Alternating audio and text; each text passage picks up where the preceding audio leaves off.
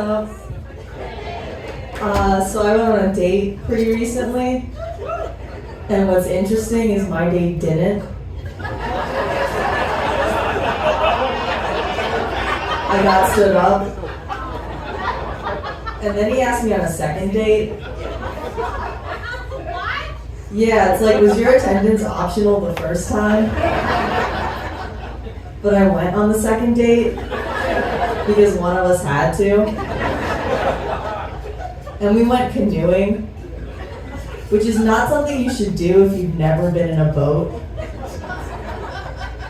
But I had to act like I knew what I was doing, so I just kept name dropping nautical terms. Like, should I steer the boat 42 degrees leeward? Or 138 degrees windward? I didn't do either. I just steered it into a tree.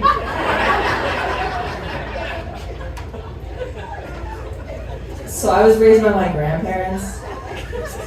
And a lot of people ask me why I was raised by my grandparents.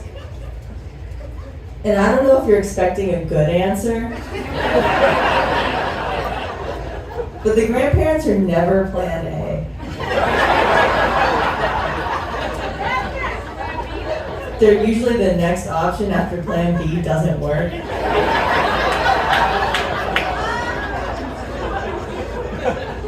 But I feel like being raised by your grandparents is great because you can share a lot of things together, like watching PBS or learning how to use Microsoft Word.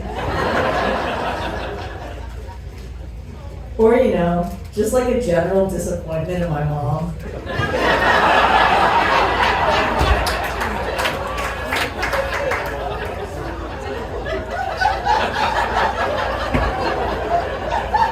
So my friends took me to a club recently, and I found out that I'm not good at clubs.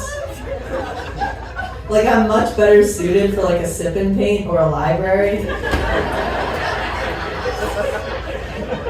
But I feel like I can never get hit on at clubs because I always look like I'm having the worst time of my life.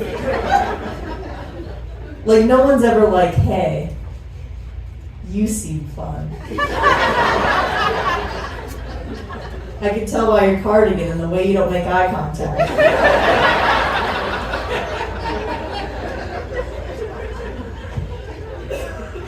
So I have a theory that when you're a kid, what your parents can afford determines which emotions you can afford.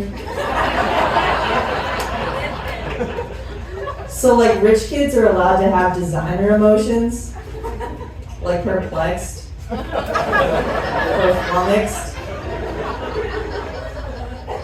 But I was only allowed to have the generic brands, like okay and sad. Like, I feel like if you're allowed to be perplexed as a kid, your parents are definitely making six figures. But my grandparents had Home Depot money.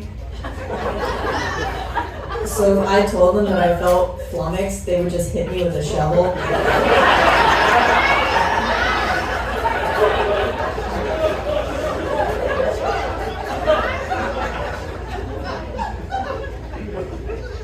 So I feel like I had a lot of weird hobbies as a kid. Like my best friend and I used to rent Magic School Bus movies from the library. And one time they didn't have the one that we wanted. So I said that we should look in the phone book for a video store. Which is a really old sentence that only makes sense if you were raised by boomers in the late 2000s. But the store that we called was called XXX Video. And I was like, yes, this is perfect. Because XXX Video, that's like 10,000 videos. There's no way they don't have that movie. But like now, I just want to go back in time and tell myself that that was really dumb. Because Triple X is like 30. There's no way they had that movie.